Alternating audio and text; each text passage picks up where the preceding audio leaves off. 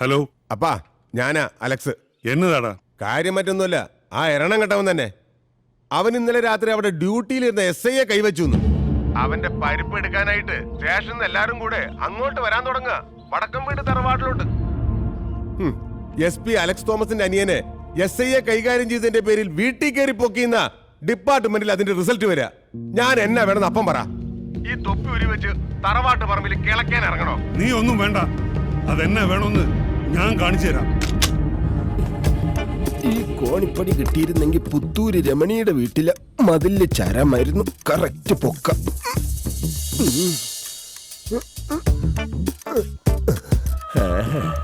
ഈശ്വര, ഈ കിടപ്പിലങ്ങ് തീർന്നു പോയാ മതിയായിരുന്നു. പോലീസുകാരുടെ കയ്യിലിരിക്കുന്ന അടിമേടിച്ച് തീരുന്നതിലും ഭേദം.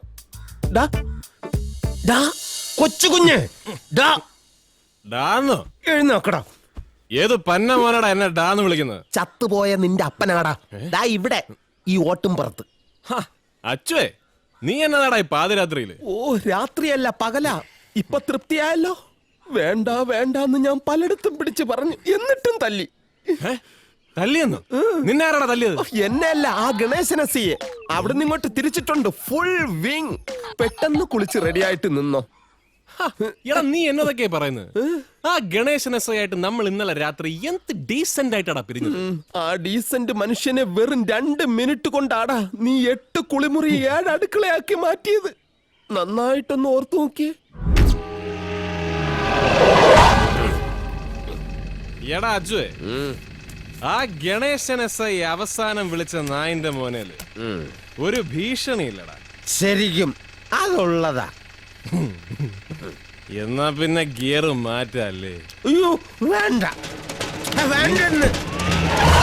നീ കൊച്ചുഞ്ഞിന്റെ തറവാട്ടിൽ കയറിയോ എന്റെ കൂമ്പിടിച്ച് കളക്കും അല്ലടാ SI കഴിവറണ മോനെ.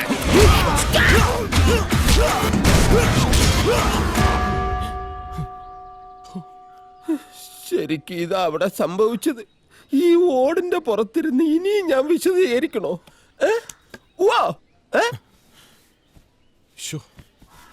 എന്നതല്ലേ ഇതിങ്ങനെ പോയാ എന്നതാവൂല്ലേ? വേണ്ട, ഞാൻ ഇനി കള്ളുകൂടി നിർത്താൻ തീരുമാനിച്ചടാ. ശരിക്കും ആളെ ആൾക്കാരെ മറന്നിട്ട് നമുക്കിനി ഒരു പെഗ് പോലും അടിക്കണ്ട. അത് പോട്ടെ, ഈ നടന്ന സംഭവത്തിലോട്ട് ഞാനിപ്പോ എന്നതാ വേണ്ടത്? വേണ്ടതെന്ന് ഞാൻ പറയാം. ഇവിടുന്ന് 27 വയസ്സ്. പോലീസിന്റെ കുപ്പായമിട്ട് ഇന്നേ വരെ ഒരുത്തനും ഒരു താൻ തോന്നി അന്വേഷിച്ച് ഇങ്ങോട്ട് കാര്യം വന്നിട്ടില്ല. നീ ഒരുത്തൻകാരന് അങ്ങനെ വല്ലതും നടന്നാ പിന്നെ വച്ചേക്കത്തില്ല തോമച്ചൻ. വാ പൊളിച്ച് നിക്കാതെ ഇറങ്ങടാ പുറത്ത്. ഇറങ്ങുവാ അന്നേ.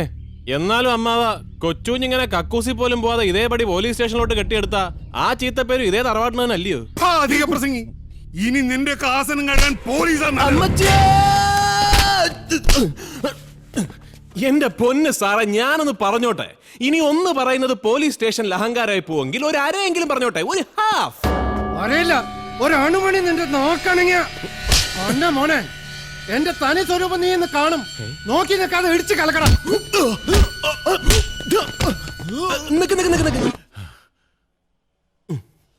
എന്റെ പൊന്ന് ഗണേശൻ സാറേ, ഓരോന്നിനും ഓരോ മര്യാദയുണ്ട്. സാറിനെ ഞാൻ ഇന്നലെ ചവിട്ടിക്കൂട്ടിയതാണ് വിഷയമെങ്കിൽ അതിന് സാർ എന്നെ ചവിട്ടിക്കൂട്ടണം. അതാണ് അതിന്റെ ശരി. അതിനൊക്കെ അപ്പുറത്തേക്ക് സാർ ഒരു മഹാസത്യം മനസ്സിലാക്കണം. സാർ ഇപ്പോൾ കൈവയ്ക്കാൻ പോകുന്നത് ആരുടെ ശരീരത്തിലാണെന്നുള്ള സത്യം. സാറൊക്കെ കണ്ട പാതി കാണാത്ത പാതി ചടപടാന്ന് സല്യൂട്ട് ചെയ്യുന്ന പാലക്കാട് SP നായിന്റെ മോനെ, നിന്റെ ഈ പുന്നാര ചേട്ടന്മാര് പല ആവർത്തി എന്നെ വിളിച്ചു പറഞ്ഞു നിന്നെ ഒന്ന് ഇടിച്ചു കലക്കി പരുവപ്പെടുത്തിയെടുക്കാൻ. അതാ ആ സാറുമാരുടെ ഓർഡർ. തറവാടിന്റെ പേരും പറഞ്ഞ് തറയായിട്ട് അങ്ങോട്ട് വാഴാമെന്ന് കരുതിയോടാ പുല്ലേ. ഉത്തരവ് മോണിന ചവിട്ടി കൂട്ടാ ഈ പന്നീനെ.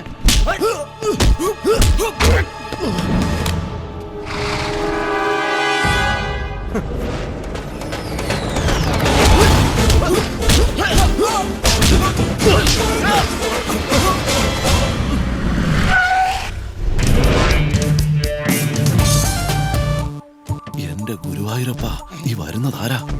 സുപ്രീം കോർട്ടിലെ അഡ്വക്കേറ്റ് ആനന്ദ് ശർമ്മയാ. താൻ പത്രം ഒന്നും വായിക്കാറില്ല?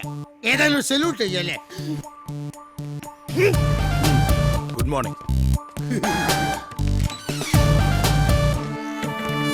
Mister Ganesh. I am Advocate Anand Sharma.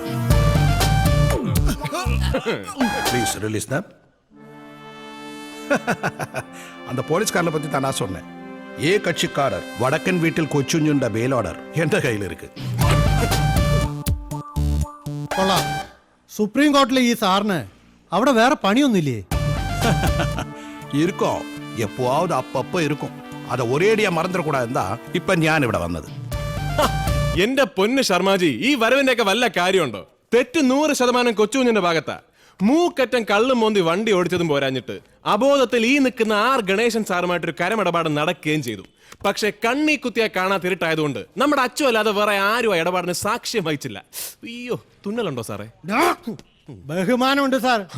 നിങ്ങളുടെ ഈ കക്ഷി നിയമം തെറ്റിക്കുക മാത്രമല്ല ചെയ്തത്, അന്തസ്സായി ജോലി ചെയ്യാൻ ഇറങ്ങിയ ഒരു പോലീസ് ഓഫീസറെ അതിക്രൂരമായി ആക്രമിച്ച് കൊല്ലാൻ ശ്രമിച്ചു. അങ്ങനെ ഒരു എഫ്ഐആർ കൂടി ഞാൻ ഇവന്റെ പേരിൽ എഴുതി ചേർത്താ പിന്നെ ഈ നീളം കവർ മതിയാവില്ല. സാറിന് ഇവനെ ഇവിടുന്ന് അങ്ങോട്ട് ഇറക്കി കൊണ്ടുപോവാൻ. കറക്റ്റ്. ரொம்ப സിൻസിയർ പോലീസ് ഓഫീസറിന് സാർ ഇപ്പൊ പറഞ്ഞു. അതേ നേരത്തില് ഇന്നലെ രാത്രി ഡ്യൂട്ടിക്ക് ഇറങ്ങിയ സാറും സാറിന്റെ സഖാക്കളും தொழில்ல எவ்வளவு பக்தியா உண்மையா ஆத்மார்த்தமா இருந்தீங்க நிரூபிக்கிறதுக்கு எனக்கு ஒரு சந்தர்ப்பம் கிடைச்சிருக்கு. அதை நான் நிரூபிக்க வேண்டாமா? Every time you cannot be high, you know. Sorry Sharmaji, ഒരല്പം ലേറ്റായി. No no, you are on time. Doctor, எனக்கு இவரையும் இவர் கூட இருக்கிற எல்லாருடைய பிளட்டும் டெஸ்ட் பண்ணி இவங்க உடம்புல எவ்வளவு ஆல்கஹால் இருக்குன்னு தெரியணும். മനസ്സിലായില്ല. ഇന്നലെ തണ്ണി പോട്ടിട്ട് വണ്ടി ഓട്ടിയ എന്റെ കക്ഷിക്കാരനെ നീങ്ക പിടിക്കുമ്പോൾ நீங்க எல்லாரும் எத்தனை மாத்திரம் தண்ணி போட்டதுங்கிறத ഞാൻ അറിയണം.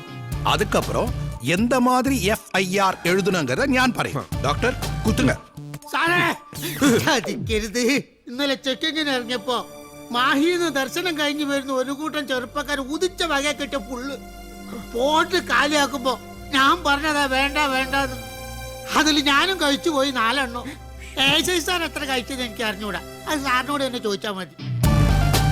தொழில்ல இவ்வளவு போதையா இருக்கிற உங்களுக்கு இப்ப தெரியணுமே FIR எப்படி எழுதணும்னு. അല്ല, അത് പിന്നെ நமக்கு வேற வேலை ஒண்ணு இல்ல பாருங்க.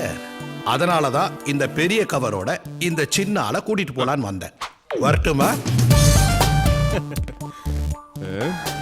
ഉള്ളത് പറയാലോ സാറേ, നല്ല സാധനം വല്ലതും മേടിച്ചടിച്ച അത്ര പെട്ടെന്ന് മണം പിടിക്കുകയില്ല. എന്നാൽ ഇന്നലെ സാറ് മുഖാമുഖം വന്ന് ഊതിക്കോ എന്ന് പറഞ്ഞപ്പോഴേ ഓസിനടിച്ച കൂതറ സാധനത്തിന്റെ മണം എനിക്ക് കിട്ടി. മോനൊന്നും അതേ ജംഗ്ഷനിലാണോ ഡ്യൂട്ടി? അയ്യോ, കരയില്ലടാ. അപ്പൊ എല്ലാം പറഞ്ഞ പോലെ